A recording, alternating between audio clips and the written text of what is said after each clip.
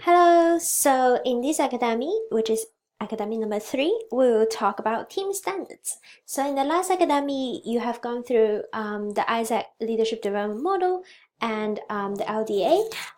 And in the Leadership Development Model, it has outlined why team standard is so important, and we will recap it today and really go deep down into what is team standards and why is it important. And in the end, we'll go through especially the team building stage, which is super relevant to you as most of you has already elected your full team. So how can you as team leader can have the skills to know how to actually like bond the team together and start to move on to performing stage once your team has been successfully bond together and go through team building stages together. So to start off with, I would like to first ask you a question. So why team standards? You might also wonder, I have heard about this a few times, even when I was a member. I have to fill in the team standard tracker, but why do we actually have to implement team standards? Why this is so important for us as an organization, and why for team standards basically.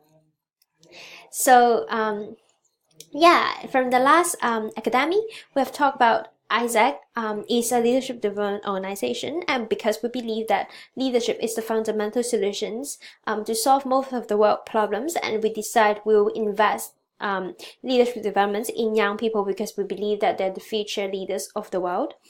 And the kind of leadership that we are actually developing is these 4 qualities, and us as an organization choose to develop these 4 qualities, and this is how we defined what kind of leadership we are actually delivering or developing in every young people that we engage with, by ensuring that they are being world citizens, by understanding what is actually happening in the world, but more importantly, enjoy taking responsibilities to making the world a better place.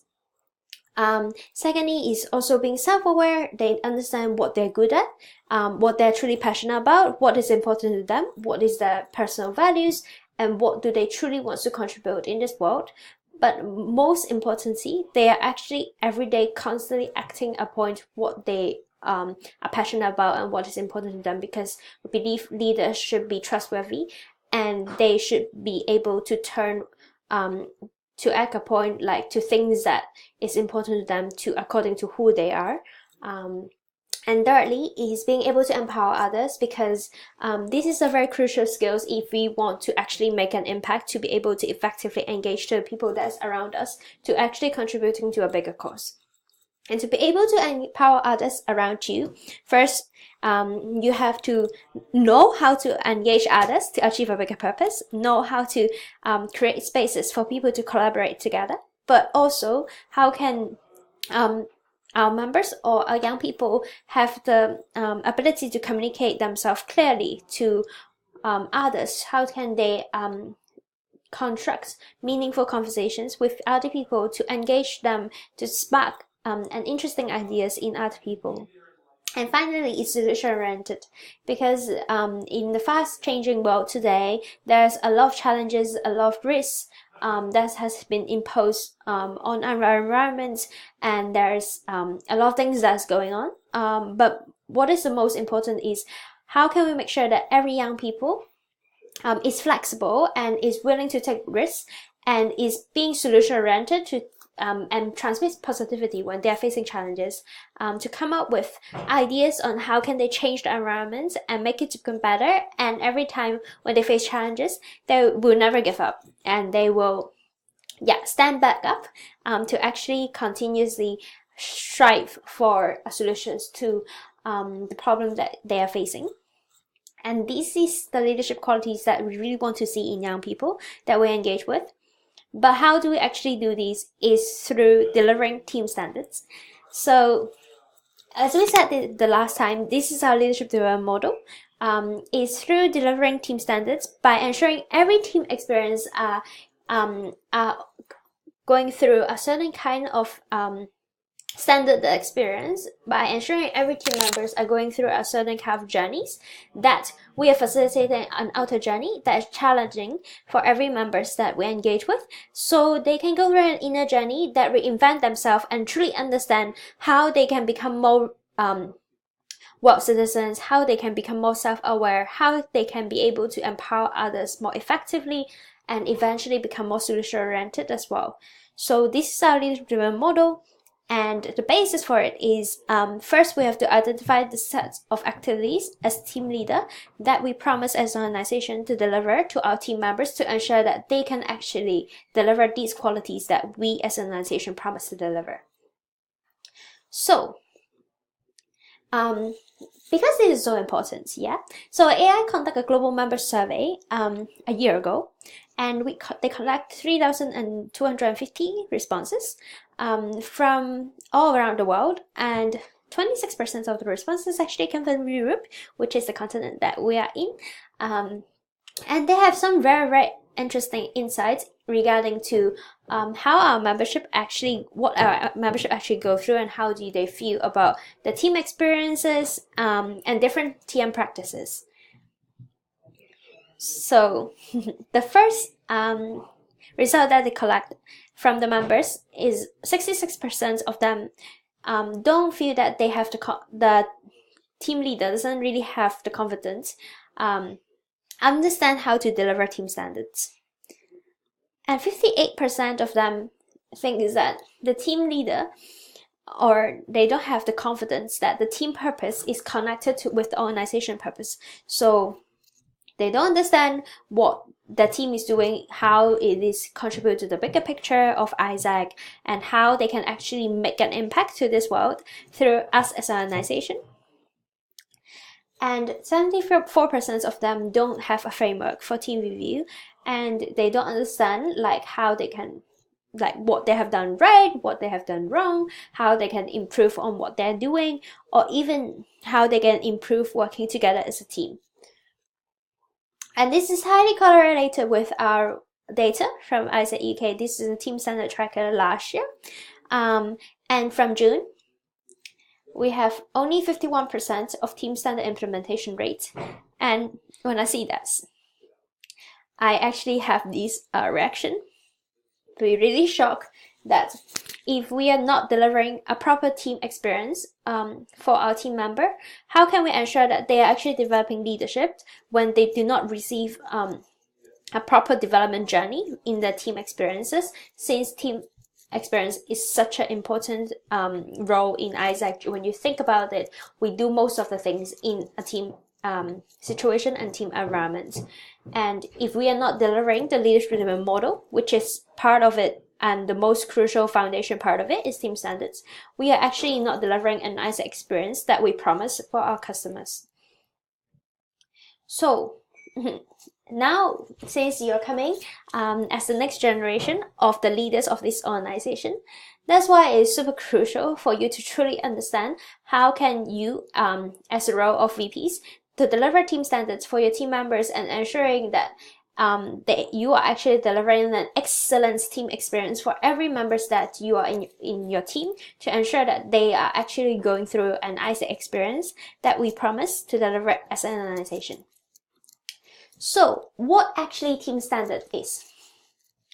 So I would like to share with you how my personal view for team standard is through a metaphor.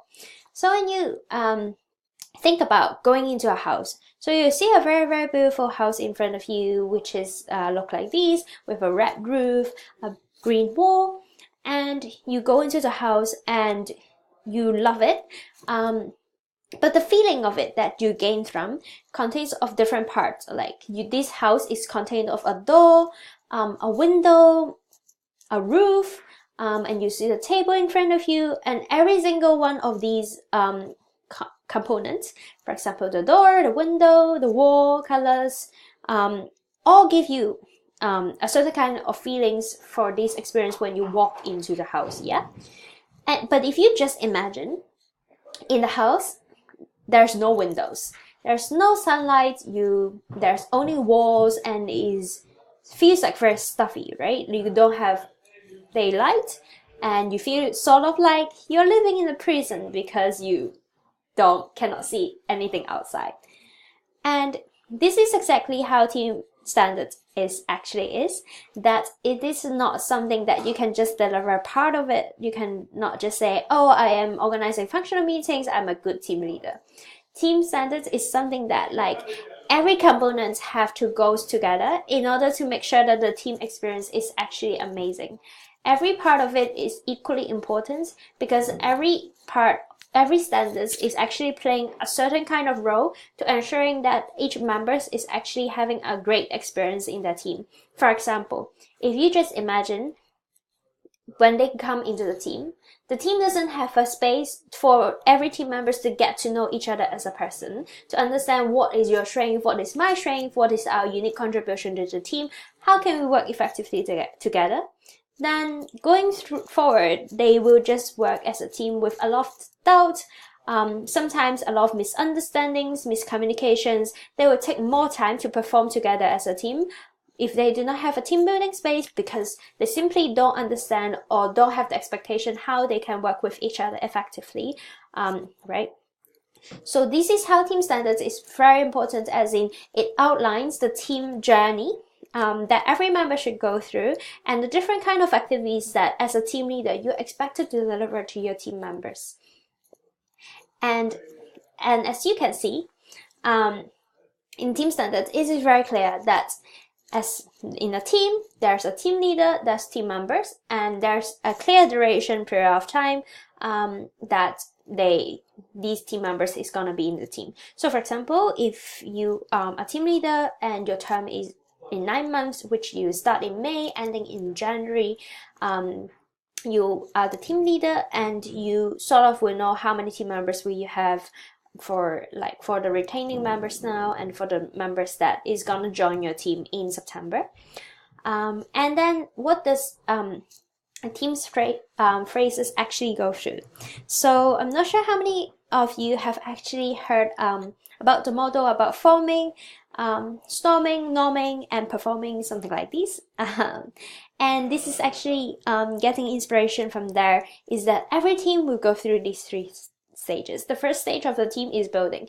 Everybody needs to start to work together to understand who is in the team, what is the team is about, what is the impact that we are making together, and to help the team to actually form a basic foundation knowledge of what is actually we are trying to do here and how can we work and function together as a team. Yeah.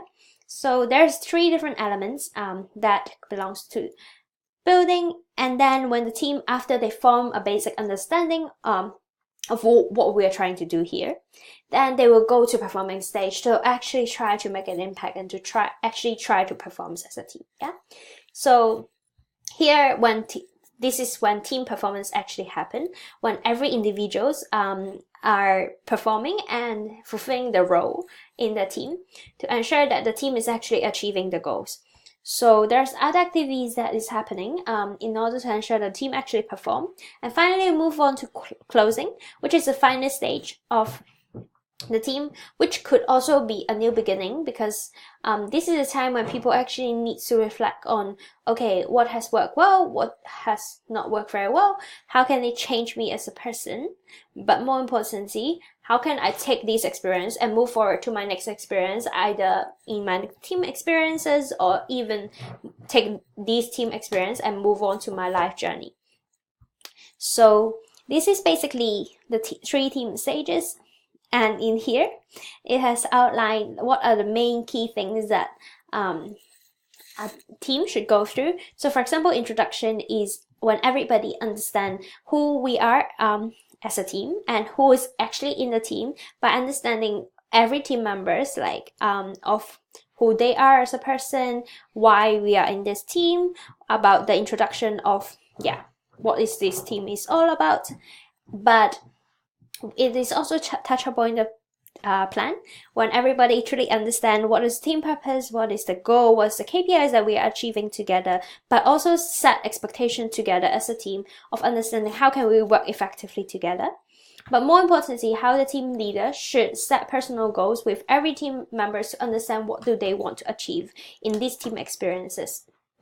And moving on to performing, they should have some regular touch point, which is team meetings, regular one-to-one, and team days to ensure the team is actually understand what they are trying to achieve, what is the progress. And then closing is to have report, transition, and debrief.